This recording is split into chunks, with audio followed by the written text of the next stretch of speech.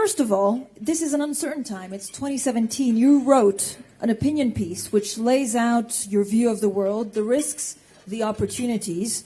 You said that Europe is at risk of breaking apart, but you would like to rectify that. Well, yes. I basically summed up my views very concisely, but I did overstate slightly the danger facing Europe, the European Union, namely that it's facing disintegration. And that was a slight exaggeration because neither Putin nor China want the Europe to disintegrate. Each have their own reasons. China needs Europe as a market. Putin needs Europe to provide the capacity to produce something, because the Putin regime is only capable of exploiting natural resources. They can't produce, and they need Europe to provide that capacity. So that's therefore, Europe is not going to disintegrate, but coming under the dominance of Putin's Russia would be a destruction, undermining all the values that Europe stands for. So it's really not much better coming under the dominance of Putin's Russia than to disintegrate. You also have said that open society needs defending. Why is it such under attack? Because basically it is threatened by a different model. I distinguish between two as a broad generalization, but basically there are two forms of government. One where the leaders are elected in a democratic process, and they are supposed to serve the interests of the people who elected them. Obviously, I say supposed because there's an element of hypocrisy there, but it's much preferable to the other model, where the rulers are manipulating the people to serve their purposes. That's the other model. And currently, unfortunately, that other model is on the rise. It's spreading, both in of course, Russia, China, possibly, and many other countries, including my own. So I hope that we can get people who believe in an open society gather together and defend the principles of open society. I think we're almost 24 hours away from the inauguration of the 45th president of the United States. Where does he stand in an open society? Well, I have described him as an imposter and con man and a would-be dictator.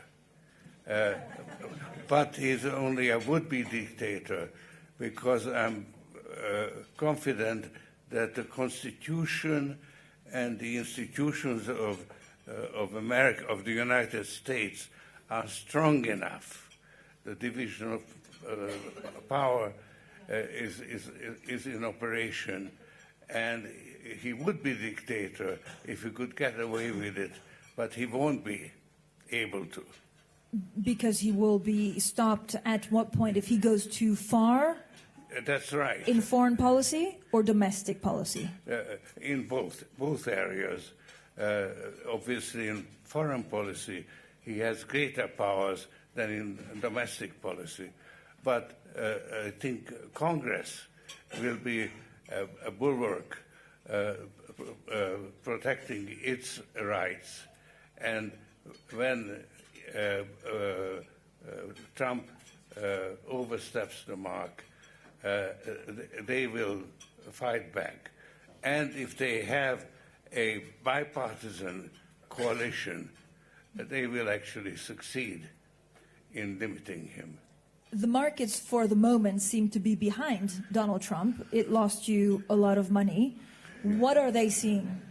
Well, they are facing really a unique victory because they are in control of the presidency, of effectively Congress, and well, it's not official, of the Supreme Court as well. So this is the Republicans, but what about the markets? The markets, well, the stock markets? Well, because the markets see Trump dismantling regulations and reducing taxes. And that has been their dream. So their dream has come true. What does it mean for the U.S. economy? Well, that's a very open question because right now the uncertainty is at a peak because it's impossible to predict exactly how Trump is going to act because he hasn't actually thought it through. He didn't expect to win. He was surprised. You know, he was engaged in building his brand and improving it by his success in attracting crowds. And it's really only when he got elected that he started seriously to think about what he's going to do. I personally am convinced that he's going to fail, not because of people like me who would like him to fail, but because the ideas that guide him are inherently self-contradictory, and the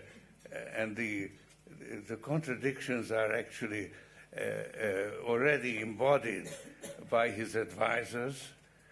He's got 3 chiefs of staff instead of 1, and in his cabinet, and therefore you will have the various establishments fighting with each other. And that is going to cause a very unpredictable outcome. So right now, uncertainty is at a peak. And actually, uncertainty is the enemy of long-term investment.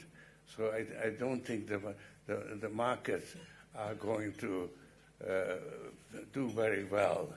Right now, they're still celebrating, but when reality comes, it will prevail.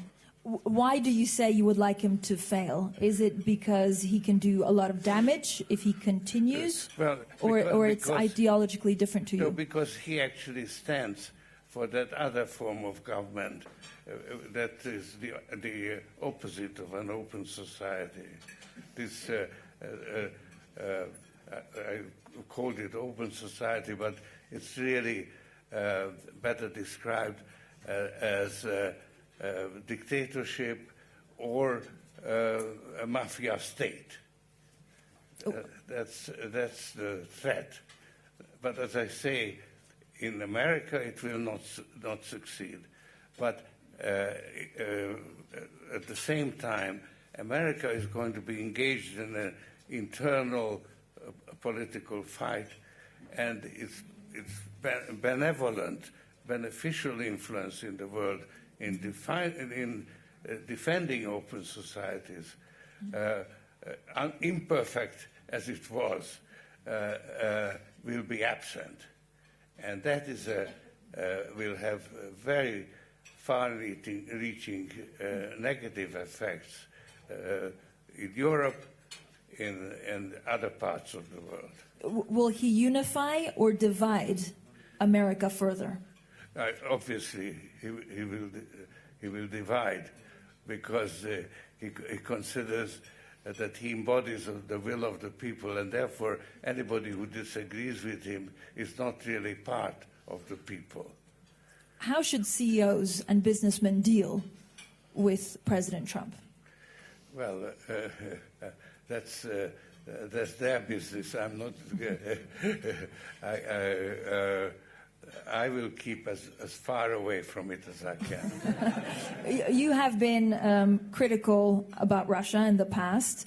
Are you concerned that this rapprochement between President Trump and Vladimir Putin puts Europe at risk? Definitely. It also has put America at risk, because Putin has exercised a nefarious influence on Trump. He's gone out of his way to help his campaign, and particularly to disrupt Hillary Clinton's campaign.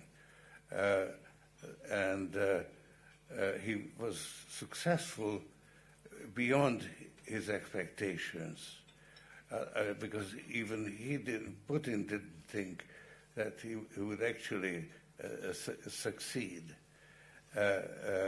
But he developed certain techniques of guiding and influencing public opinion that turned out to be more successful than he expected. What can Europe do in this new world order at a time where Europe is very fragile? Yeah. Well, Europe is European Union is in a process of disintegration. Brexit last year was a disaster with Brexit and other elections, the Italian election and so on.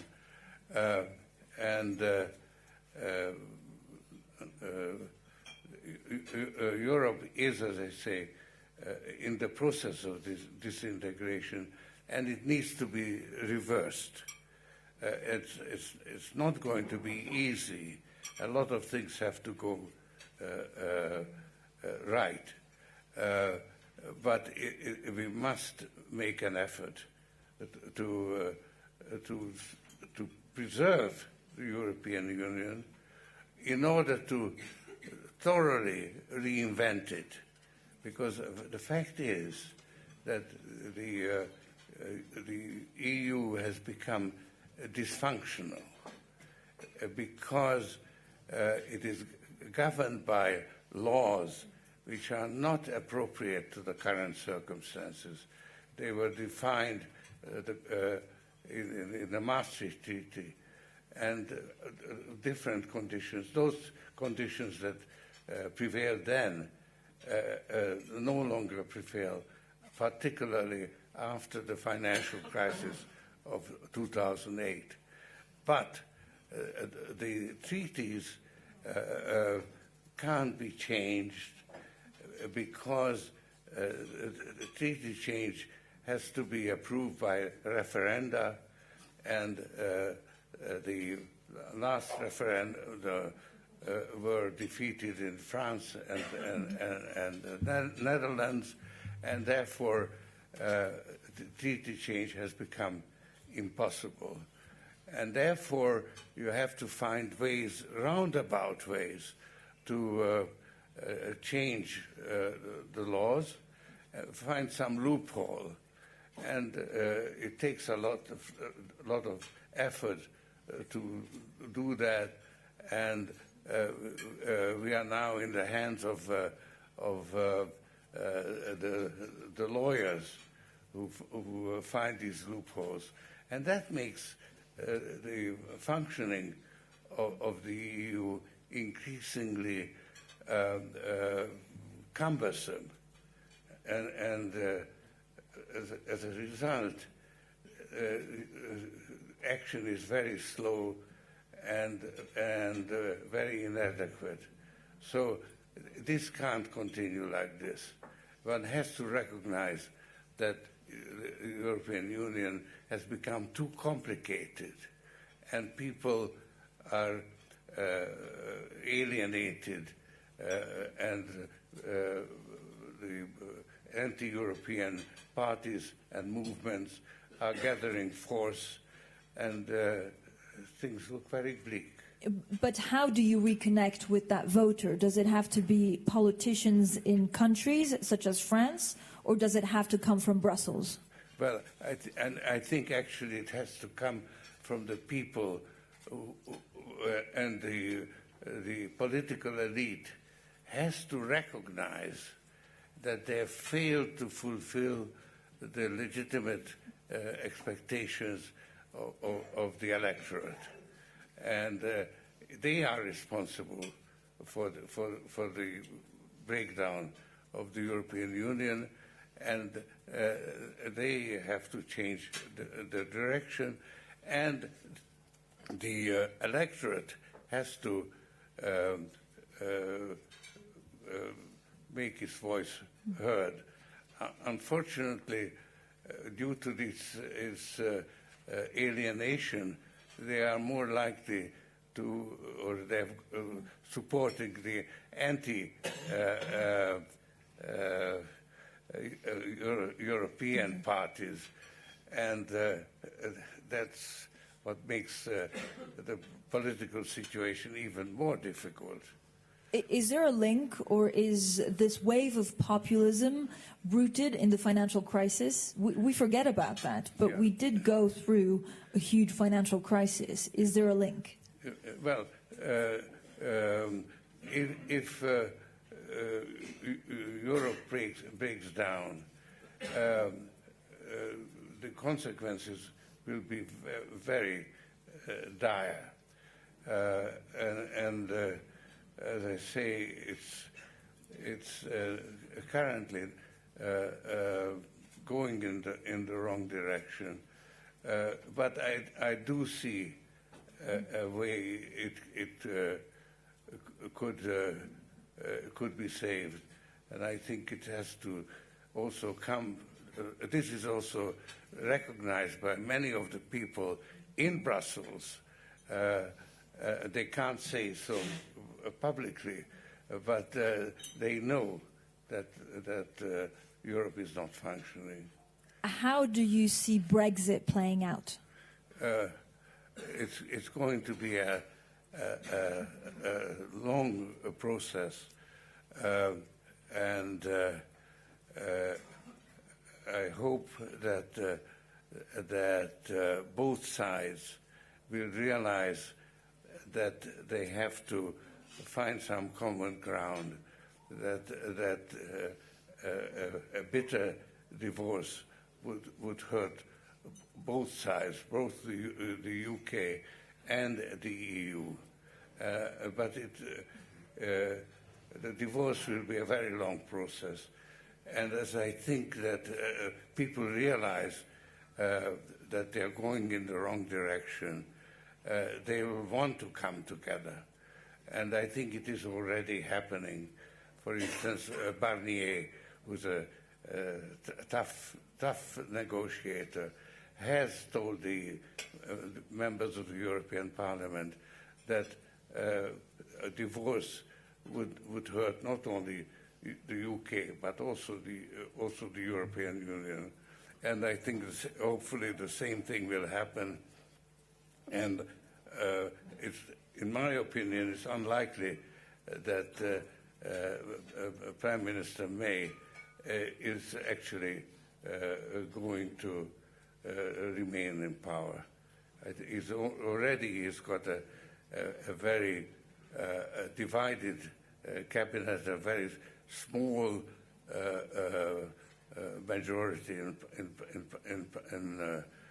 Parliament, and as I say, I think she will not last. But she cannot go against the referendum. She cannot go against the will of the people of the UK. Yeah, at the moment, the people in the UK are in denial. The current economic situation is not as bad as it was predicted, and they live in hope. But as the currency depreciates and inflation will be the driving force that will lead to the declining living standards, this is going to take some time. But when it does happen, they'll realize that they are earning less than before, because wages won't rise as fast as the cost of living. But then what happens? A new referendum? Fresh elections? I think the divorce is going to take a very long time. It's much harder to divorce than to get married, and so I think the desire for rapprochement will develop, and in theory, or maybe even in practice, you could have a situation in 2019 or 2020 when Britain would leave the EU, because it does have to take place. But they could leave on a Friday evening and join over the weekend and have the new arrangement in place on Monday morning. What kind of is it a coincidence, actually, and I'll come back to their question, is it a coincidence that a Chinese president is here in Davos 4 days before the US inauguration? Yes, I think it's a first, and I think Trump will do more to make China acceptable as a leading member of the international community than the Chinese could do by themselves. So he'll be greatly helped by Trump. So do you see a trade war between the US and China this year? Well, definitely Trump is gearing up for a trade war. But that's what is irreconcilable with economic prosperity. You can't have a trade war and a well-functioning international system. So that's where I think actually it is in everybody's interest to see China succeed in changing its economic growth model and to become embedded in an international system and become acceptable as a potential leader.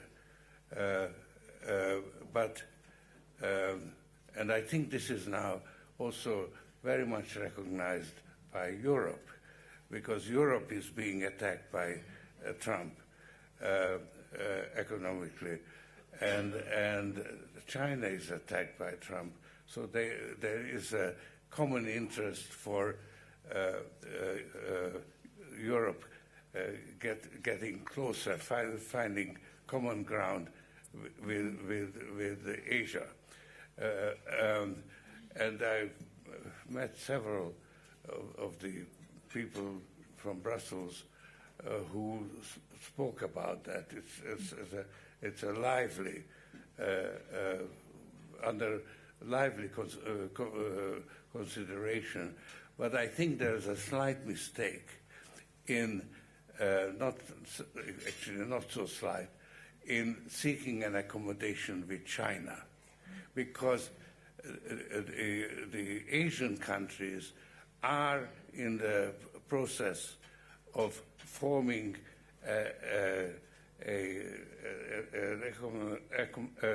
I tell you the name, I always forget it.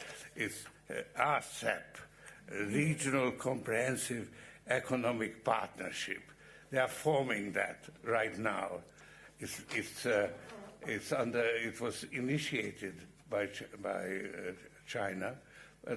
All the members, it has got 10 Asian countries who are members. And I think there is a very good chance that a lot of the other members who were members of TTIP, which they were very attached to, and they hope that it will revive. That's an idle hope. But if they combine and actively participate in forming this RCEP, then you would have a regional cooperation which is not dominated by China, because the other countries taken together form a counterweight to China, and that would be a very healthy development. And it's really this RCEP rather than China itself that ought to be the partner of the European Union, which is also an association of states. So the right partner for one association is with another association and not with one particular country in that association. I mentioned that to the people I talked to, and I hope I'm happy to say this in public, because I think this would be a great improvement, and I think it would be a very positive development. If Donald Trump antagonizes or even labels China a currency manipulator, will China retaliate? Yes. Xi Jinping can't afford not to, because he's also involved in a very serious political fight that is behind the closed doors. It's except for a few articles that come out from time to time showing that it's a very strong fight. I think the future of China is right now at a kind of a decision point. Whether China becomes a more open society or a more closed society will be determined in the next 2 years, because Xi Jinping actually wants to move it towards a closed society. He's has more in common with Putin's Russia than with the open society of the European Union. So I hope that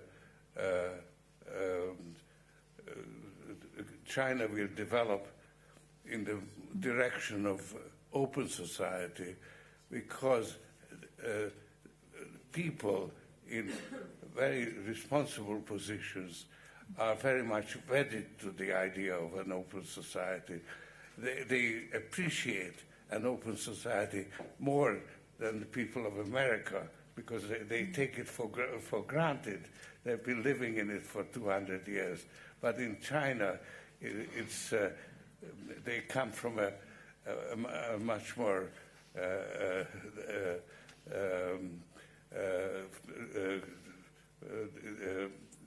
dictatorial background, and they really are working for an open society. One last question on the Chinese economy. How would you stabilize their trilemma? So they have outflows, the renminbi is dropping, and of course they also have dwindling reserves. How do you stabilize the three? Well, this is, it's not resolved because China has not actually succeeded yet in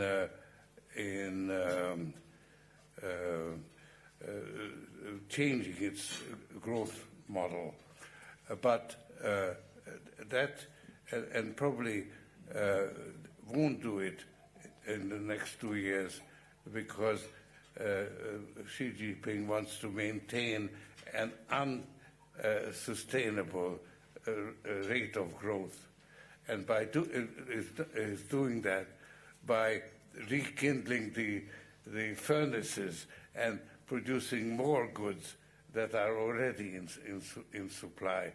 But he's in a position to do that for the next 2 years. So I think this is it's currently happening, and actually the Silk Road and building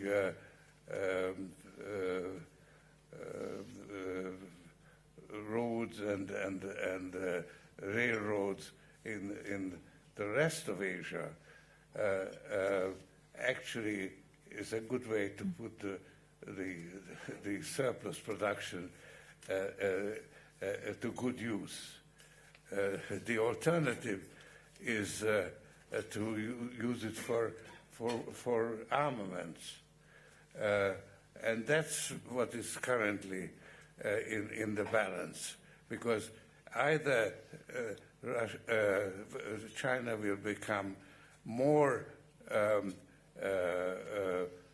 repressive and at home and more aggressive abroad. That's one way to go, and the other one is the success in changing the economic growth model. One last question from me, and then we're going to take your questions from the floor. On Hungary, Hungary plans to crack down on all of your funded NGOs. Yeah, well, that is a very serious threat, and I want to choose my words very carefully because the fate of our grantees and our staff is at stake. So I actually wrote a statement which I want to read. The threats being made by members of the Hungarian government against Hungarian civil society are an affront to the values of the European Union and to the commitment to the rule of law on which it has been built over decades. Civil society is a vital component of democracy, and so is open debate about public policy. I have dedicated my foundations and my life to promoting open society. The current Hungarian government stands for the exact opposite. Hungary greatly benefits from its membership of the EU.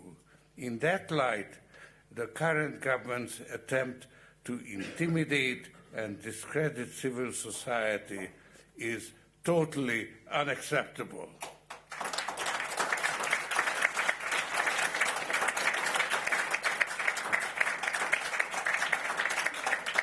I will now take questions from the floor. So if you have a couple of questions, also there is the email address actually that you need to send them in. So one question that has come in is on Ukraine.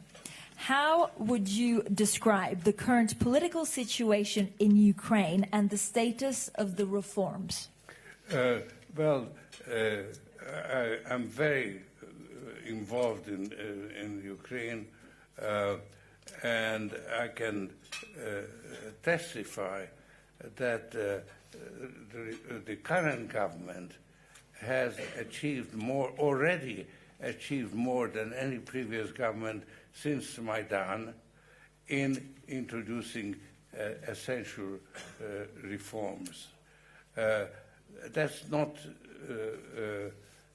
currently generally recognized because corruption is endemic. It's built into the system, and there are strong forces operating against it. But the Prime Minister, and I would distinguish him from the President,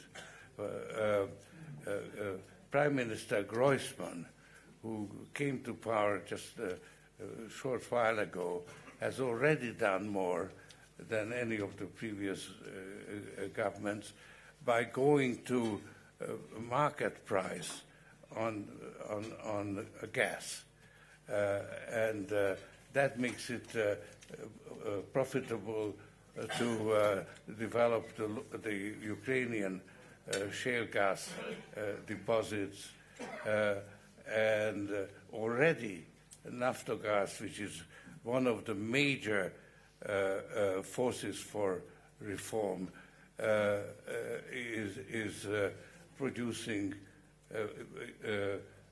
profits. It's the largest taxpayer in Ukraine today, while a year ago it was a black hole in the budget. And but these reforms will take time. It will take one more year really to pay off, and that 1 year is very troublesome because Ukraine is not getting enough support from its allies abroad. I'm glad to say that the U.S. will continue to support Ukraine in spite of Trump, because there is a bipartisan majority in Congress, and they will actually probably increase their support. But the European Union is very short of funds and hasn't done enough. And that's a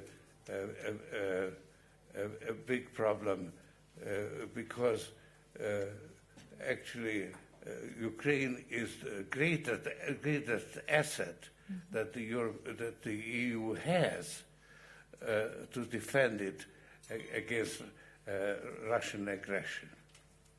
I have a question on Donald Trump. You talk about Congress and the Constitution limiting the power of the president, but that is predicated on Trump respecting those institutions. What if he does not respect those institutions, like in Poland? Well, I think that the institutions themselves have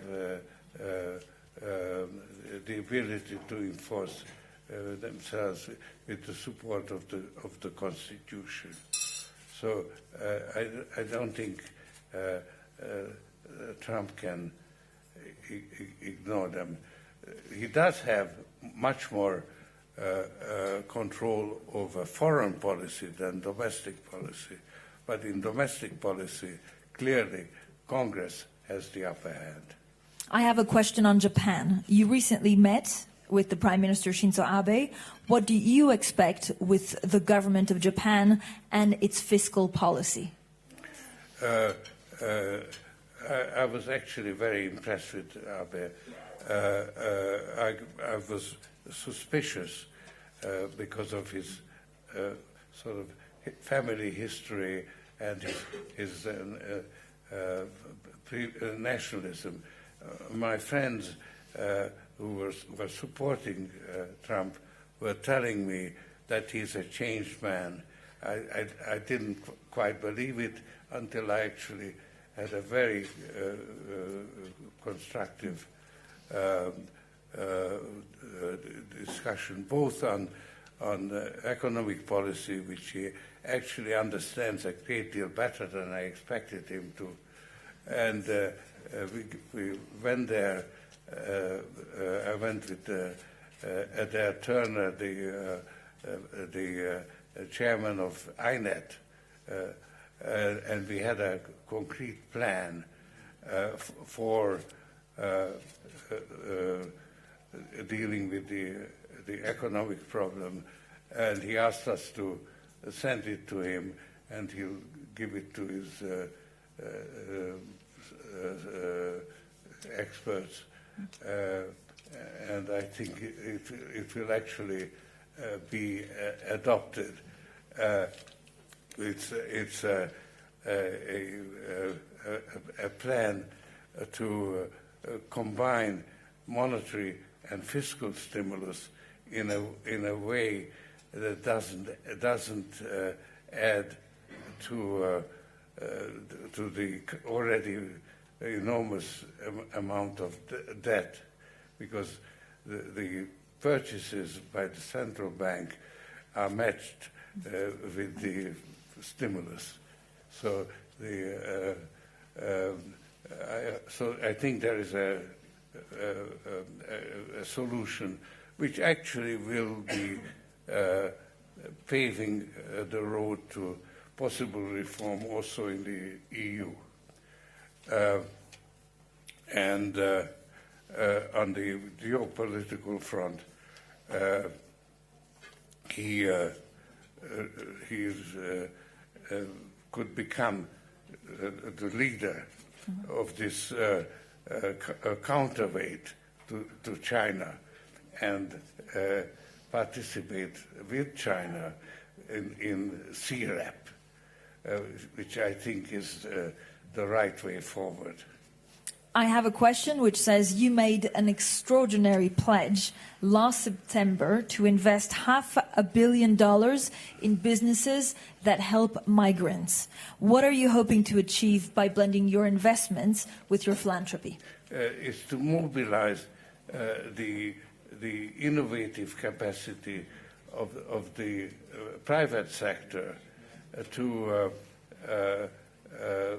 contribute to the basically the solving the or facilitating communications and financial transactions that would alleviate their position.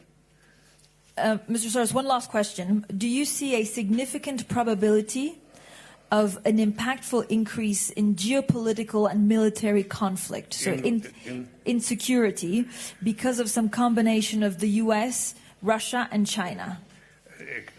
I didn't quite get it. Some kind of conflict. Are you worried about the world's security now more than in 2016? I am, because if you start a trade war, that can easily deteriorate in other conflicts. So I think we are in very dangerous ground. Mr. Soros, thank you so much for this time. Okay.